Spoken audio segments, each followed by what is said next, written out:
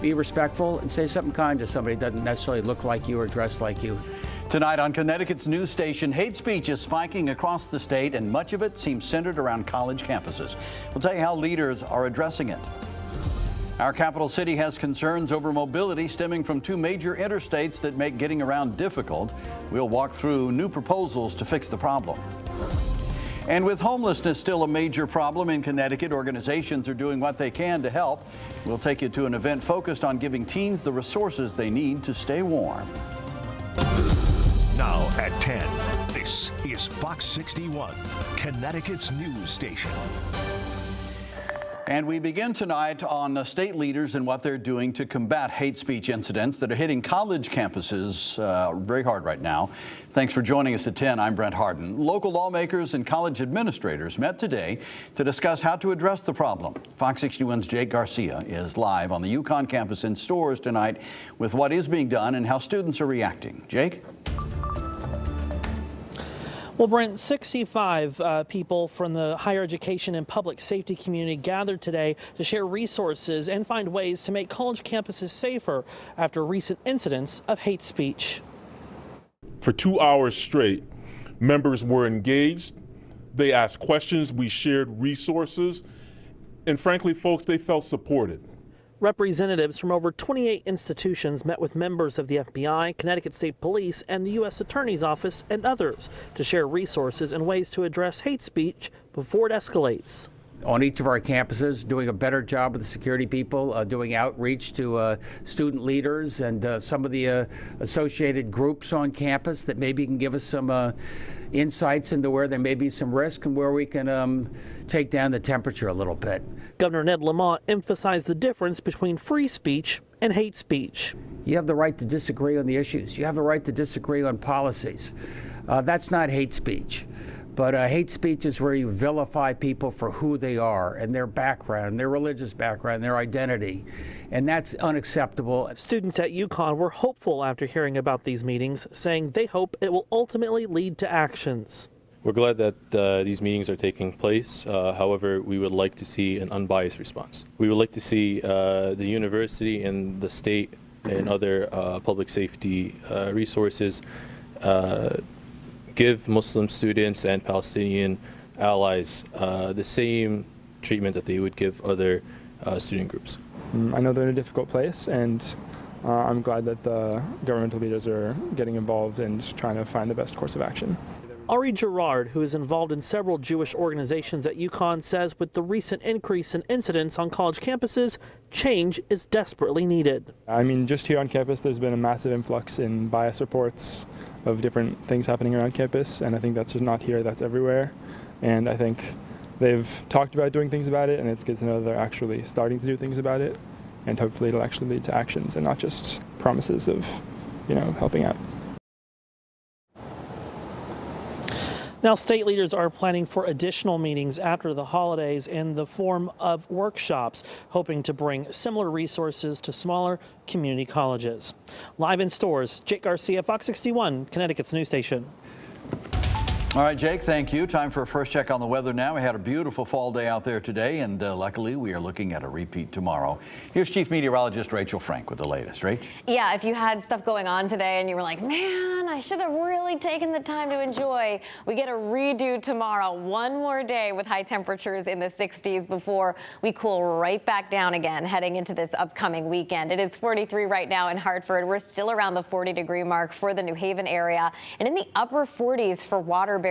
As we head through the evening tonight, we've got a few passing clouds out there, and temperatures won't be as chilly as they have been, generally dropping within a few degrees of the 40-degree mark as we head towards daybreak. There could be some areas of patchy fog as we head towards tomorrow as well.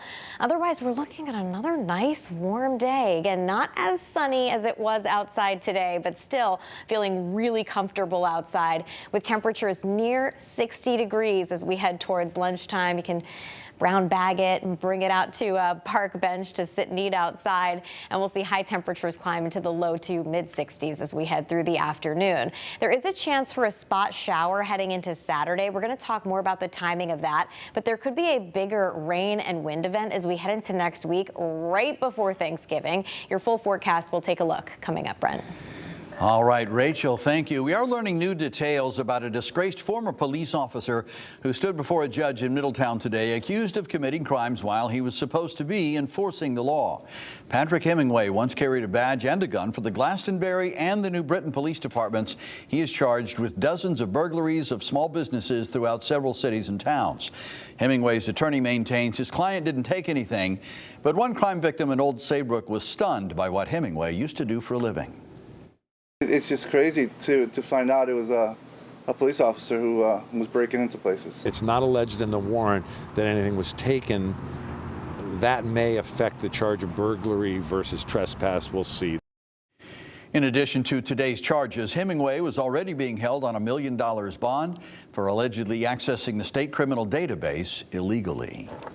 In Walcott, 2 mothers have been arrested in connection to a crash from back in August. A car driven by Jamie Lee Medore with the passenger Elizabeth Farina crashed on Woodtick Road. Police say there was a grand total of 8 kids in the car with both women. Riding, 3 of them were riding in the hatchback part of the car illegally, and a 10-year-old that was in the hatchback was thrown from the car, suffering serious injuries. Medore and Farina have been charged with risk of injury to a minor. And new here at 10 tonight, the State Department of Transportation is seeking ways to improve mobility and transportation across the greater Hartford region. What's being proposed could greatly transform the areas between the capital city and just over the Connecticut River into East Hartford. Fox 61's DeAndrea Turner joins us live in Hartford now with more on this study. DeAndrea. Hi, Brent. Well, community members and stakeholders, they met today to see these proposals that could change I-84 and I-91 in the future. The most important thing to understand about this study is that it's not just a transportation plan, it's an economic development plan. Through the Greater Hartford Mobility Study, the State Department of Transportation is looking for a way to increase accessibility in communities and make traveling through the Greater Hartford area easier. There were other needs beyond just replacing the viaduct, and there was congestion at the interchange and trying to knit back the city that was divided by the highway. In this study, officials are trying to find solutions to revamp decades-old construction like Interstates 84 and 91 that left scars across the surrounding areas. Some of the proposed ideas are moving I-84 north of its current location, reducing the number of ramps and connecting more neighborhoods, reclaiming the historic Buckley Bridge for local traffic, connecting Hartford's central business district with the Connecticut River, and increasing public transit options and walkability. This is something that's long overdue, and it takes time. It's complicated. Moving highways, removing highways, building new ones takes time, but it'll be worth the effort at the end of the project. While this project is a long-term plan, project manager Kevin Burnham says that it will happen in phases and a lot of steps have to be taken before a project can be implemented. Have this outreach process and look at these impacts. We start going into design, and that takes a few more years, and then we start constructing it. And community members are looking forward to seeing it through. We're not going to be remembered as the generation that messed this up a second time. And that's the beautiful part of it, is that young people get to weigh in on each iteration of the plan, and we're going to see it through to its strategic execution. And the project manager also tells me there will be plenty of more opportunity members for community members to put their input on what this project could look like as it comes along. In Hartford, DeAndrea Turner, Fox 61, Connecticut's news station. DeAndrea, thanks. In the spirit of the season, giving back and helping those in need, tonight the Urban League of Greater Hartford organized an effort in support of the capital city's homeless youth. High school students from the league's Project Ready program joined volunteers in assembling winter wellness teen care packages. They include everyday items like personal hygiene products, plus winter wear, non-perishable snacks, and more. We do have volunteers from some of our corporate partners who are here, so the kids get to interact with professionals and tell their story, and that just extends the family of people working together to help solve this problem. The kits also include fresh vegetables grown by the Urban League in its aeroponic garden towers. Organizers say the students and volunteers assembled about 100 winter wellness teen care packages to be distributed by social services agencies. Well, banking giant Morgan Stanley has reached a $6.5 million settlement after data security incidents left thousands of Connecticut residents exposed. Attorney General William Tong announced today that our state will get just over $750,000 from that settlement. The rest goes to 4 other states that were impacted.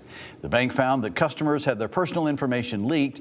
The cause, Morgan Stanley's failure to dispose of devices containing customer profiles.